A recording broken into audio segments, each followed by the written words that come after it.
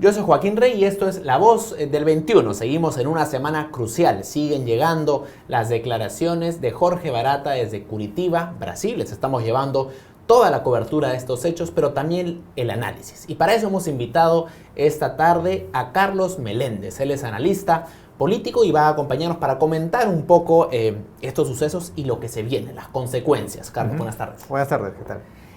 Has escrito un artículo interesante el día de ayer y tú planteas que a falta de partidos políticos que funcionen, que sean perdurables a través del tiempo, la opinión pública ha pasado a guiar la política pública no solamente a nivel del Ejecutivo, sino también la Administración de Justicia. Y esto ha llevado a un dinamismo en la Administración de Justicia que no hemos visto en mucho tiempo, pero también puede traer ciertos riesgos y cierto peligro, ¿no? Sí, efectivamente, cuando no hay partidos, el capital político se convierte en... La opinión pública se convierte en el principal capital político, la principal base de toma de decisiones. Si yo no puedo tomar decisiones en base a ideologías o a programas de gobierno, tengo que tener algún tipo de clave para llevar adelante decisiones políticas. Entonces, la opinión pública, en momentos además de clamor por justicia, ¿no?, se vuelve esa guía, se vuelve ese norte, con los riesgos y con las ventajas que ello tiene. Pero no es la primera vez que pasa esto en el Perú, ¿no? Ha habido momentos, si uno rastrea, hay una suerte de olas y picos de prisiones preventivas, si uno lo rastrea desde los 90 hasta ahora, ¿no? Cuando cae el terrorismo, cuando caen los grupos terroristas, Sendero Luminoso y el MRTA, hay un pico también de prisiones preventivas, ¿no? Hay una ola de prisiones preventivas a partir del 93, del año 94, ¿no? Al punto que el mismo Fujimori se da cuenta de que se cometen excesos y se forma una comisión, la comisión Lanciers, por ejemplo, Correcto, para revisar los casos, ¿no? Porque hubo un clamor de parte de la ciudadanía de hay que meter a la gente que está vinculada con el terrorismo, hay que meterles presos, ¿no? Pero tanto esa instancia como la que vimos ahora vienen después de crisis o de sucesos como la caída del terrorismo. Exactamente. El caso Lavallato. Exactamente. Ahora, o el juicio Fujimori. El año 2000 pasó lo mismo con las investigaciones por los casos de corrupción y derechos humanos durante el gobierno de Fujimori y la participación de Vladimiro Montesinos, ¿no? Ahí hubo otro pico de prisiones preventivas, ¿no? Y ahora creo que vivimos un tercer momento, el caso de la corrupción generalizada de todas las fuerzas políticas, de izquierda a derecha, desde Villarán hasta PPK, lo que está demostrando justamente es que haya nuevamente una cierta demanda de la ciudadanía por exigir encontrar culpables, ¿no? Y en esa ansiedad de encontrar culpables, se está condenando anticipadamente a muchos de ellos, ¿no? O sea, no hay la premura por sentenciar, sino por condenar. Claro. ¿Tú consideras, entonces lo que estás diciendo es que esta ola que estamos viviendo ahora se están cometiendo excesos con las prisiones preventivas por lo menos? Yo no sé si excesos es la palabra adecuada, pero creo que no es una... Hay momentos, coyunturas, en que se toman las medidas cautelares como instrumentos principales para ejercer la administración de justicia. ¿Eso está pasando ahora? Eso es lo que está pasando ahora, ¿no? O sea, tu principal no es una reacción institucional, no es una reacción de un conjunto de magistrados, de un conjunto de juristas, no es una reacción del sistema. Son personas. Es una reacción de personas que utilizan un instrumento a la mano, que son las medidas cautelares, la prisión preliminar y la detención preliminar y la prisión preventiva, justamente como principal instrumento de, como te digo, condenar antes que sentenciar. Pero eso va contra la naturaleza de esos instrumentos, ¿no? Porque la prisión preventiva existe para que tú no afectes la acción probatoria, para que no ocultes pruebas, para que no te fugues, pero no para que para darte una condena anticipada, ¿no? Sí, pero nuevamente está en la predisposición legal. O sea, existe, es un instrumento para usarlo, por más que los criterios no necesariamente... Es que el criterio te da mucha arbitrariedad, ¿no? O sea, existe mucha arbitrariedad para la definición de quiénes pueden ser sujetos de estas medidas cautelares, ¿no? Entonces, los operadores de justicia, además, o sea, pónganse en los zapatos, en los lugares de estas personas, que ven que la corrupción ha plagado todo el sistema político, ¿no? Entonces, es racional para ellos fallar por exceso, si quieres. De acuerdo. Pero me parece que es muy fácil entender esto si estamos hablando de un actor político que le importa mucho la aprobación. Ya. Pero un juez, un fiscal, También. que digamos, ¿por qué necesita esa validación en su trabajo si él no responde al voto popular? Porque tienen un sistema en crisis, porque el sistema judicial está en crisis. Entonces necesitan legitimarse de algún modo. Su forma de legitimar, ellos están enfrentándose ante poderes fácticos muy importantes en el Poder Judicial, ¿no? En el mismo Poder Judicial. Entonces, ellos necesitan puntos de apoyo precisamente para poder ejercer sus propias funciones. Y por eso es que se basan en la opinión pública. Además, también por una cuestión de prestigio, ¿no? O sea, personal, ellos, claro. O sea, mira lo que pasó con Sergio Moro en Brasil, que ahora es ministro de Justicia. Pero eso es peligroso, yo creo, ¿no? Totalmente de acuerdo. Yo creo que eso es peligroso, pero encontremos la racionalidad a esta toma de decisiones. O sea, los quieren ver, los que son críticos a estos operadores, lo ven como algo fundamentalista, ¿no? Esta gente está loca, esta gente está detrás de, no sé, desde George Soros hasta una componente internacional. No, son actores. Son personas que en un contexto de crisis institucional y de crisis política buscan puntos de apoyo y la opinión pública es un punto de apoyo. Pero haciendo el paralelo con el caso del juez Moro en Brasil, si digamos en el 2021 José Domingo Pérez o el juez Concepción Carguancho, si se postularan a algo, para mí que eso sí sería, digamos, daría espacio a la duda, ¿no? Si es que su administración de justicia tuvo algún interés detrás, ¿no? Sí, bueno, eso ya es una especulación, ¿no? Yo no creo, a ver, no estoy diciendo que lo van a hacer por eso, no estoy diciendo que tienen pretensiones para el año 2021. Lo que estoy diciendo es que tienen incentivos profesionales para hacerlo, ¿no? Y si alguno de ellos tiene ambiciones políticas, se verá más adelante, ¿no? Es una posibilidad. Una crítica que se está escuchando mucho estos días, sobre todo de parte del Fujimorismo y del APRA, es que básicamente hay una alianza entre el Ejecutivo, entre Palacio y entre Fiscalía y Poder Judicial. ¿Tú crees que esta es una sospecha razonable? Nuevamente, no existe, así como no existe una alianza profujimorista, yo no creo que exista una alianza, un pacto entre los operadores de justicia y el gobierno. Lo que sucede es que los operadores de justicia y el gobierno basan sus razones en la opinión pública, ¿no? Y tienen una forma de legitimarse como instituciones, como Poder Ejecutivo y como sistema judicial. Encuentran en el antifujimorismo y en el antiaprismo la forma de legitimarse. Esto que decimos que Vizcarra gobierna por encuestas es eso precisamente, ¿no? Entonces, claro, tienen muchos puntos en común, hay muchas intersecciones porque utilizan los mismos sectores de la opinión pública de apoyo para su toma de decisiones. O sea, ponte en el caso del gobierno de Vizcarra, alguien que era prácticamente un outsider, alguien que no tenía partido político, alguien que no tenía bancada, ¿dónde se puede apoyar? Su único sostén es la aprobación pública, ¿no? Y su único sostén son los antis. Porque los antis, el antifujimorismo sobre todo y el antiaprismo también, sobre todo el antifujimorismo fue quien ganó la última elección, ¿no? Entonces, Vizcarra, para tratar de convertirse, a pesar de su debilidad estructural, para tratar de convertirse en un presidente poderoso, tiene que sintonizar con el antifujimorismo, que no está corporizado en una organización política, pero que existe a través de personajes, personalidades, que están formadores de opinión pública, en un mundo donde las redes sociales y las redes virtuales tienen mucha injerencia, ¿no? Y ahora que estamos ante un fujimorismo que no está ciertamente destruido, pero sí debilitado, ¿la posición de Vizcarra se debilita también? Porque ya no tiene un enemigo tan potente. Exactamente, ¿no? Ahora, el fujimorismo todavía controla el Congreso. Sí.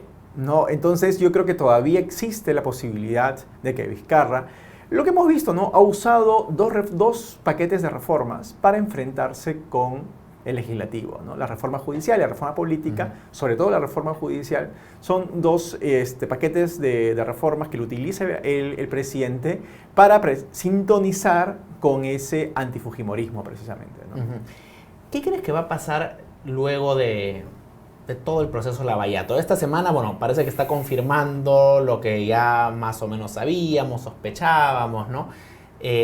Y es como esta réplica final de un terremoto que viene dándose gradualmente, ¿no? Sí. ¿Cómo se van a ver si el fujimorismo termina de desarticularse o el APRA, aparentemente también esta revelación ha sido devastadora, de ayer, de hoy? ¿Cómo se va a llenar ese espacio político? ¿Se van a reacomodar esas fichas? Ese voto que ha sido fujimorista, aprista en las últimas elecciones, ¿dónde se va a reacomodar? Es un voto populista, es un voto clientelar, es un voto conservador. O sea, hay espacio todavía para Para empezar vamos a ver una elección de pitufos el año 2021, donde uno de ellos va a crecer o dos de ellos van a crecer para la segunda vuelta. Yo no veo a candidatos que en una primera vuelta saquen más del 20%. Ya, vamos a ir a un nivel de fragmentación muy grande. La pulverización de la representación política, vamos a ver fuerzas que tienen 10, 15%. ¿Por qué? Porque no existen identidades políticas que colisionen, que cohesionen a agentes. Tú la última elección tenías el fujimorismo y el antifujimorismo. A otros años has tenido el aprismo y el antiaprismo, identidades que cohesionen. Con un fujimorismo debilitado y con un aprismo también debilitado, aunque esos partidos yo creo que van a estar por el 10%, el fujimorismo y el aprismo por el 5%, ya el antifujimorismo y el antiaprismo ya no se vuelven rentables, ¿no? Precisamente porque el fujimorismo y el aprismo están muy débiles. Exactamente. Entonces aparecen nuevas organizaciones políticas con discursos inocuos para mí, o sea, eso de centro radical, centro republicano. No significa nada para ti. No me dice nada, ¿no? O sea, como atractivo, no dice nada. Estás hablando de un perfil como Julio Guzmán, digamos. Por ejemplo, ¿no? O como Barnechea, ¿no? Acción Popular, por ejemplo, tiene una capacidad de tener organización política en todo el país. Acción Popular yo lo veo como un actor con ciertas posibilidades, sobre todo por el enraizamiento que tienen. A través de gobiernos locales han logrado posicionarse muy fuerte, en muchas regiones. Pero yo creo que vamos a tener muchos candidatos de centro. Pero ahora que mencionas a Barnechea, parece más bien que estuviera exhibiendo ahora avisos de populismo, ¿no? En sus últimas intervenciones se ha lanzado contra los medios, contra la Administración de Justicia, que hay un contubernio entre el Ejecutivo y la Administración de Justicia. Quizá le está apuntando a captar un poco de ese voto más populista, un poco de derecha, autoritario. Sí, quizás, o sea, no se le puede juzgar por una declaración en un momento particular, pero sí vemos a alguien con mucha ambición política, que nos damos cuenta que es capaz de decir frases muy duras y frases muy severas, sin justificación, para tratar precisamente de captar atractivos de diversas fuerzas políticas. ¿Qué va a pasar con la izquierda? Mira, la izquierda es una fuerza política que por naturaleza se divide siempre, ¿no? Sí, esa es la de toda la vida. No solamente en el Perú, sino en muchas partes de América Latina, pero que ha salido menos magullada de esto, ¿no? A pesar de que Villarán está envuelta también en los casos Pero la izquierda de corrupción. Poco, ¿no? Sí, ¿no? Y sobre todo porque hay una izquierda provinciana. Ojo con eso, ¿no? Los conflictos sociales, la relación que ha tenido la minería en el interior del país. El radicalismo en el interior del país es un radicalismo que no entendemos los limeños, ¿no? Porque es un radicalismo precisamente antilimeño. Entonces, tiene figuras, no solamente lo que está pasando, figuras locales, lo que está pasando en Las Bambas, sino tienes a presidentes regionales. Como ¿no? Cerrón, tienes a Dubiri, tienes Santos haciendo política, tienes el Arequipa más populista si quieres, menos de izquierda. Pero lo que voy es que lo que está pasando en el interior del país es bastante... Y por eso es que Verónica Mendoza se acerca a estas fuerzas.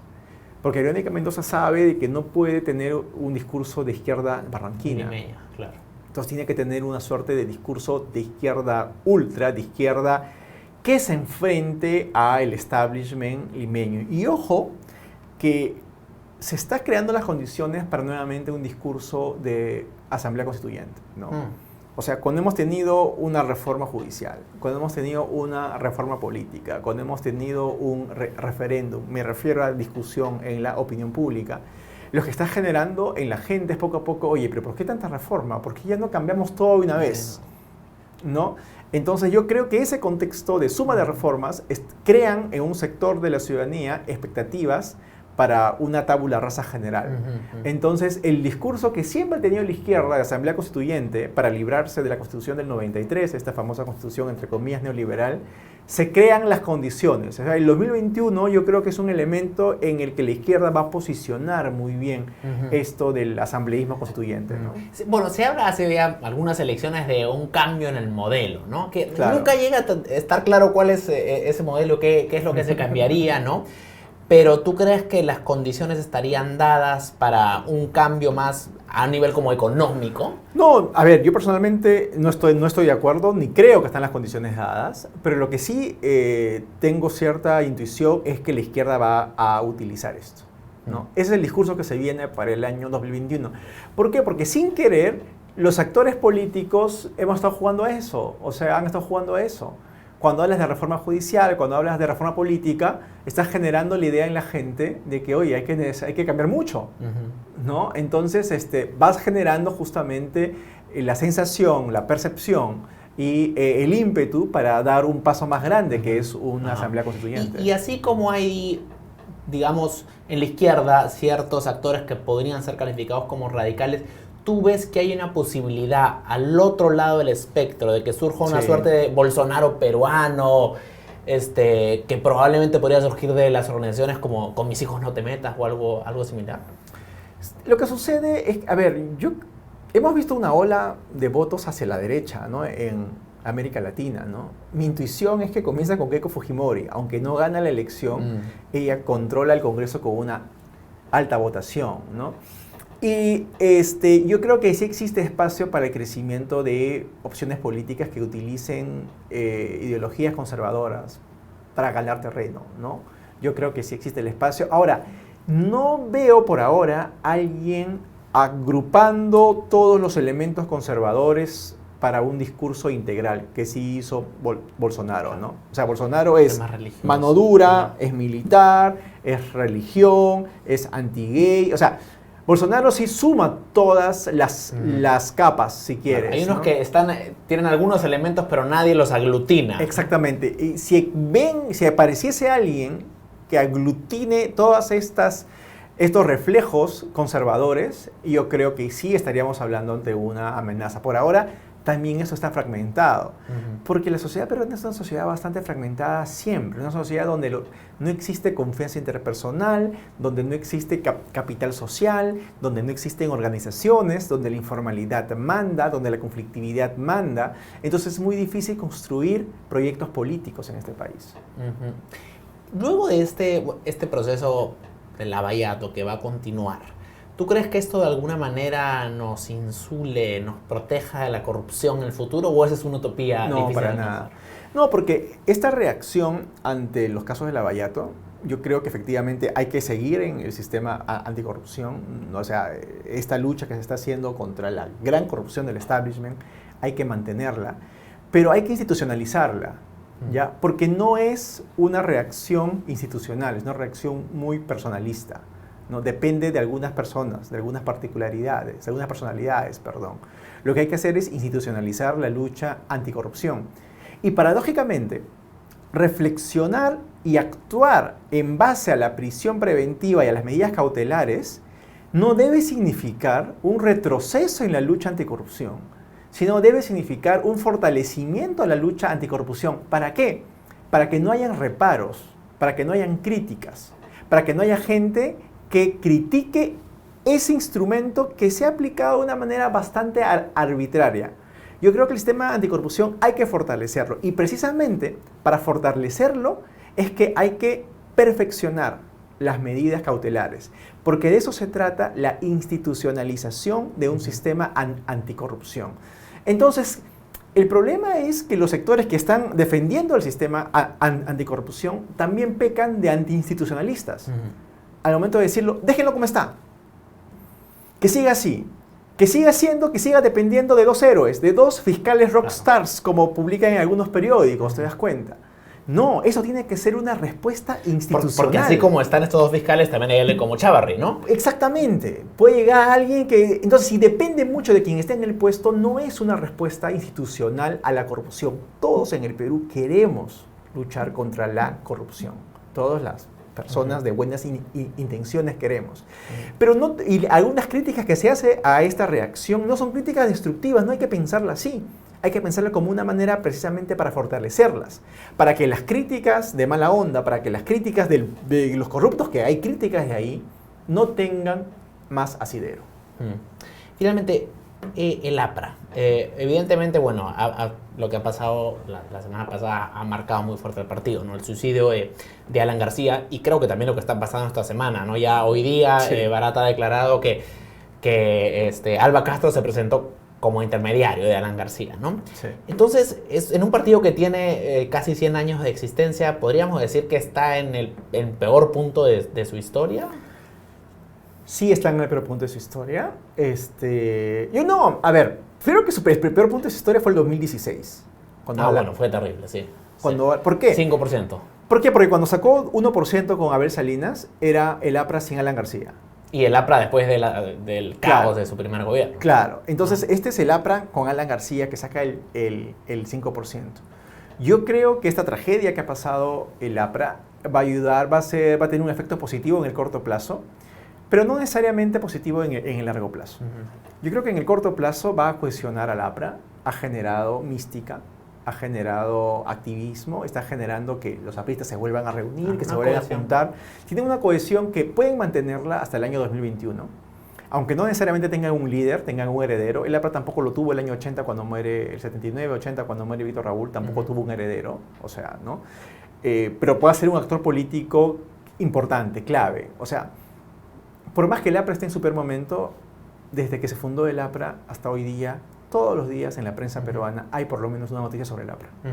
¿No? O sea, en gran medida, una noticia de Alan, hasta ahora habrá que ver, ¿no? Claro. Entonces, pero sería probablemente inviten a un alguien de afuera, un outsider. Y tiene estructura, tiene movilización. Mucha gente critica qué poca gente que ha venido a los sepelios de Alan García, pero movilizar esa cantidad de gente en estos tiempos a mí me parece loable, ¿no? Entonces yo creo que hay un activismo, hay fuerza, hay brazo.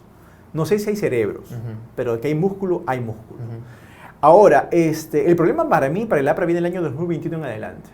Porque va a ser muy difícil que gane una elección el año 2021. Entonces, ya encontré pensar el APRA en el largo plazo, ya que exista algunas mentes que se proyecten en el horizonte al APRA en el largo plazo, creo que eso es mucho más difícil, ¿no? Para terminar, Vizcarra todavía tiene una aprobación bastante alta para un presidente claro. Peruano, y básicamente su gobierno ha estado enfocado en la lucha contra la corrupción, que creo que no es una tarea menor, ¿no? Sí, claro. Pero ¿en qué crees tú que él podría usar ese capital político en lo que queda de su gobierno para dejar un legado importante a futuro? Lo que todo el mundo dice, cuestiones concretas, ¿no? Yo creo que ha utilizado, si te das cuenta, ha ganado popularidad con lemas abstractos, como justicia, anticorrupción, la reforma política. La gente no come reforma de justicia, la gente no come lucha anticorrupción, la gente no come reforma política, pero se han servido para ganar popularidad. ¿Por qué? Por el momento de crisis en el que estamos. Pero ahora que ya se normaliza este momento de crisis, por decirlo de un modo, ¿no? Es donde la gente ya no solamente se necesita satisfacer sus necesidades morales, sino quiere satisfacer sus necesidades reales, ¿no? Y es ahí donde nos damos cuenta las deficiencias en el delivery de las políticas públicas, ¿no? Si uno revisa las encuestas de opinión, por ejemplo, ya no es solamente el tema de inseguridad ciudadana. Salud termina apareciendo como una preocupación de parte de la gente, por ejemplo, ¿no? Entonces, yo creo que si el presidente le pone más empeño en ciertos sectores, como el sector salud, no solamente, y lo que siempre se reclama, medidas de seguridad ciudadana, ¿no? La reconstrucción del norte y la conflictividad social, tiene que empezar a demostrar que no solamente tiene un buen discurso, sino también tiene buenas políticas concretas, ¿no? No sé si le va a dar el tiempo para el 2021, ¿no? No queda mucho, la verdad, cada vez estamos cerca. Exactamente. Carlos, te agradezco mucho. No, un gusto. Carlos Meléndez, analista político en Perú 21 Televisión. Sigan atentos a nuestra programación. Buenas tardes.